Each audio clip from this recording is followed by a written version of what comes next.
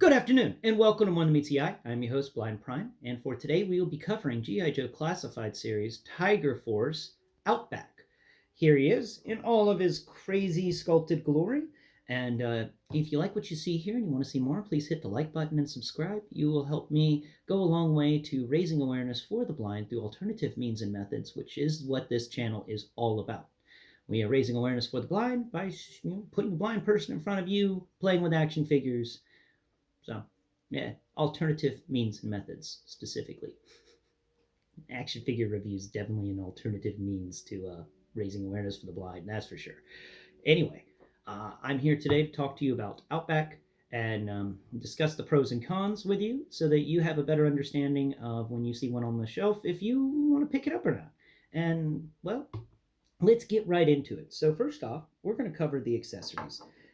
We'll cover the backpack first. And the backpack's pretty neat. It's got a couple of little pegs on the sides. You know how much I enjoy these pegs from previous G.I. Joe Classified videos. The backpack is normal backpack stuff. Really great sculpture there, but most of these backpacks have been really good on the sculpt work. I wish they did more, like opened up and stuff like that, but oh well. Now it does have. He also comes with this nice little trench shovel. This is a truncheon used for digging holes, usually to sleep in. What are they called? Bolt holes, dog holes, gopher holes. Anyway, it's designed for doing that and digging latrines. So got to have that when you're in the woods. Also, you need a place to dig a fire pit so that you don't accidentally catch the forest on fire while you're camping. That's a very important tool to have when you're in the wilderness. That's for sure.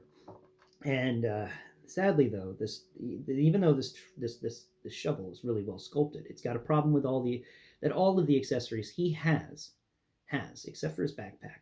His backpack's made out of the same plastic as normal, but everything else seems to be made out of a rubbery plastic that I've never experienced before in the G.I. Joe Classified line, and it doesn't make me happy. I shouldn't be able to bend the handle of the shovel as much, and we're going to get into other things that you can bend around with this guy. So we're going to put the shovel back on its peg. And now we're going to get into his kniff. We'll talk about his accessories on him, and then we're going to come to the gun because I do have a few things I need to say about the gun, and I don't want to take up too much time. So we'll talk about my favorite accessory first, and it's not the flashlight. It's actually this pistol. Even though this pistol's made out of a rubbery plastic and you can bend it a bit, which isn't cool, it's still a very nice pistol. You got a really good. The sculpt work on all of these accessories is top notch. Like they blew it out of the park with the sculpt work. It just sucks that they used such an inferior material to sculpt upon. It'd be like Picasso painting the best work of his entire life with cow poo, It's just weird. Anyway, he's got these wonderful straps, crisscross tape, grippy tape on his pistol, which is quite excellent. I love it. We're going to put that pistol back, and we're going to come over here and look at his flashlight. His flashlight's another cool item, though it honestly feels like an air horn. And I originally thought it was an air horn or some sort of bug spray or something before I realized everyone was talking about a flashlight. And this is obviously the flashlight people were talking about. It's excellent flashlight. It just it's got the normal tube like a mag light does, but it has a 90-degree angled light. So and it feels like there may be a joint in there, so this light could actually become one of the normal tube lights if you just picked it up. Which is a shame that they didn't do that. That would have been a cool little bit of articulation to include in this sculpt, would be the ability for this flashlight to move up and down on a little track. So it could, be forward or in its normal position. Anyway, the flashlight is nice. It's got the great sculpt work around the lens for the adjustment of a mag light, and also a really nice switch on the side that is, really well pointed out in sculpt work. That's excellent sculpt on this thing. But and then again, we've always gotten great sculpt from G.I. Joe Classified, which is why I enjoy it so much. Now let's talk about the knives. And I've brought my good friend here, Tomax, or maybe it's Zema, and he has got a knife as well. And we're going to talk about these knives. This is something I've noticed just recently, and it's with Outback that I've noticed it. The knives have gotten a little bad. Like the knife for this dirk that Tomax comes with is very rubbery. I'm going to put it back before I accidentally break it, bending it around in front of the camera for you. There we go. And that's the same with Outback's knife. It's very rubbery, but when we come over here and we get the knife from The Cobra Trooper, it's made out of a hard plastic that has barely any give. I just wanted to point that out. Like they've obviously started switching up the rubber. Now, the Cobra Trooper does have the same rubberized stuff um, that these knives and guns are made out of, but it's with their helmet. And the helmet is made out of that same rubbery material, but that's so it can stick onto the head better. I do not know why these accessories are made with this rubbery material, and it's not a fun high cream. It's not a fun rubbery material at all, and it definitely diminishes this figure by a bit. Oh, I knocked over Tomax, so let me go ahead and his little gun, his little action effect fell out, but we'll put him off to the side because we're going to talk now about the worst offender in this toy. And I have the little blast effect thing because we're gonna see if this is blast effect capable. So we're gonna see that first. We've got a little blast effect from the Viper Trooper 3-pack. It is blast effect capable, but the thing my issue with this gun is it's got excellent sculpting. This strap is just amazing. I love the strap that hangs low on this gun, and the fact that it has a little leather, resting spot, little spot where your shoulder goes. It's cut out in different types of fabric.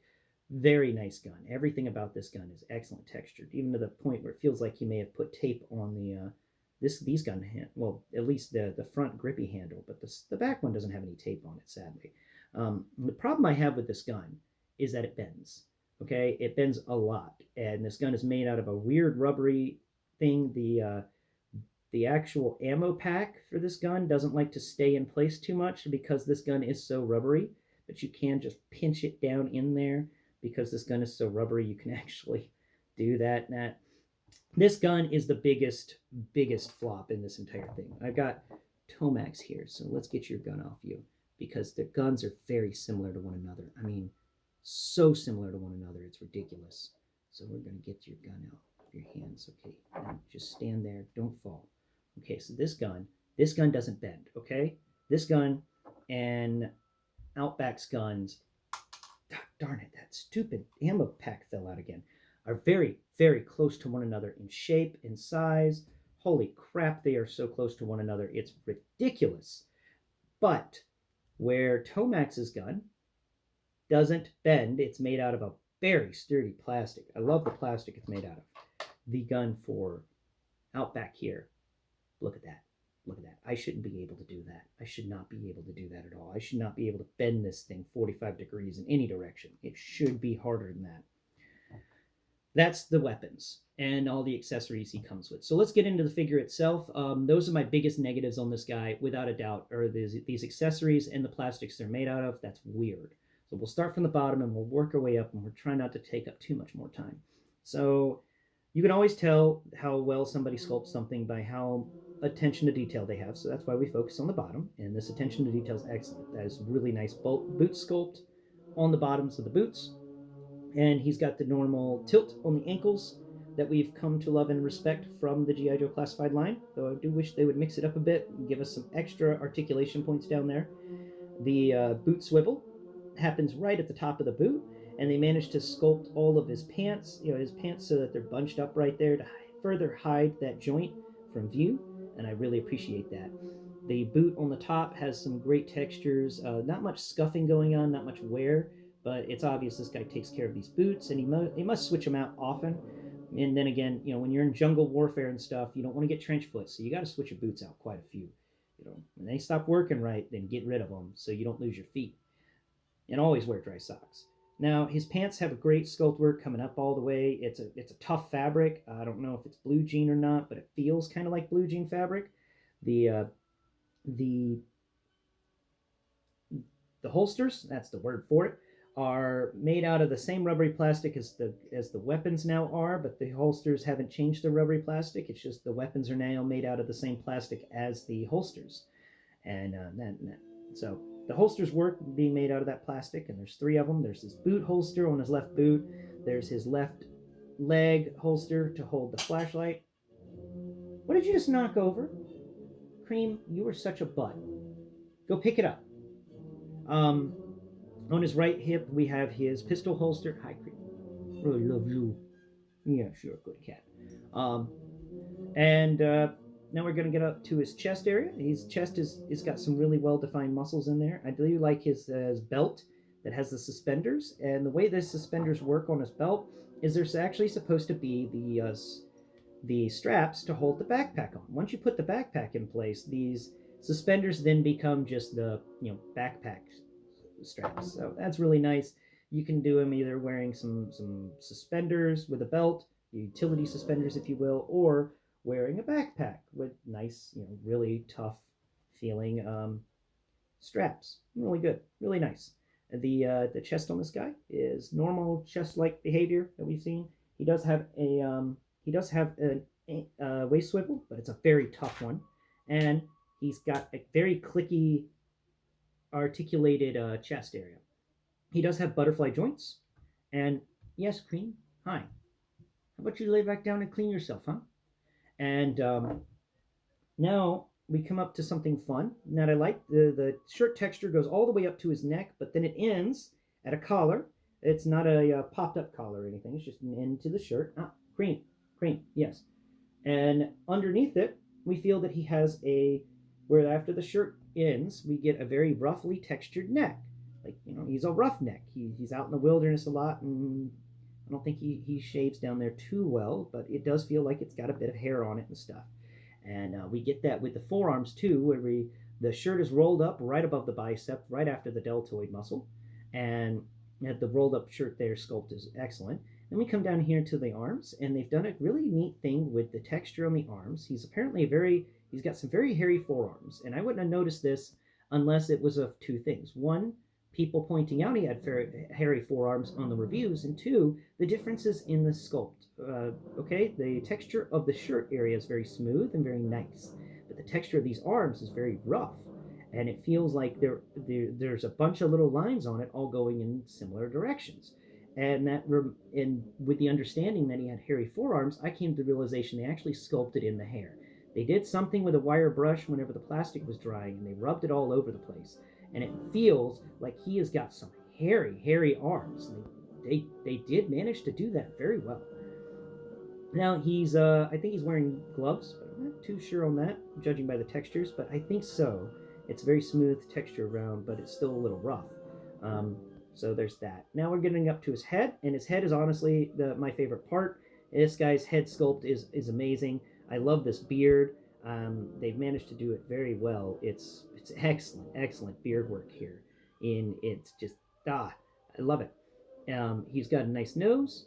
It's very clean. He's got some deep eyes. Well, not too deep, but he's got sort of a steely-eyed look to him. At least it feels like that. No, I can't really get his mouth too well in the texture to figure out if he's smiling or anything, though. We come up here to his head. Now, this guy, from what people have said, he's got some gray hair showing and stuff, so he's up in age. And I have to say that I don't know what hair product he's using, but amazing, awesome. He has got a full head of hair. Like, this guy's got some thick hair all over the place up here, and it parts down the middle. And like, there's no baldness showing. This dude is using some awesome stuff, or he's got just great genes. But anyway, that is Stuart Outback. He is a top-notch figure. He is for Tiger Force. The only negative to him, like I said, is the accessories, and I do want to showcase that red flag. It makes me worried about what's coming down the line with GI Joe Classified. What else is going to have these rubbery guns that don't feel nice in the hand? They feel a little oily, in my opinion. I do not like them. I do not like the rubbery gun. No. Other than that, this is an awesome figure, and I'm happy to add it to my collection. Though I'm just, like I said, upset by the gun, and upset by the fact that the harness on the gun, the little strap, wasn't popped into the gun separately. It's not a separate piece, so it's static, and that does make it annoying when you're trying to stash the gun or something. You can't have him actually slinging the gun over his shoulder. Had they given it just a couple of hinges so it could move up or down, that would have been a lot better. But no, it's just in the downward position, so it's very hard to even put it on his shoulder or anything like that. And that is a shame, in my opinion. It's a missed opportunity. That would have been a very cool gun had it actually had a couple of extra pieces added to it. And if they had made it out of a sturdy enough plastic to allow for the strap to hinge properly, then it would have been a 100% 10 out of 10. But right now, I consider this guy an 8 out of 10. His accessories really blew it up, but everything else about him is top notch. You take away the accessories, and it's still an amazing action figure. Thank you for watching, and please tune into my channel tomorrow where we will be discussing Studio Series 86 RC. I know, I'm not really excited about it either, but it's RC, and I needed a Studio Series 86 RC, and I found one on sale for 15. So, I do not advise picking up an RC for about $15 though. Thank you for watching, and please tune in next Prime. Bye bye for now.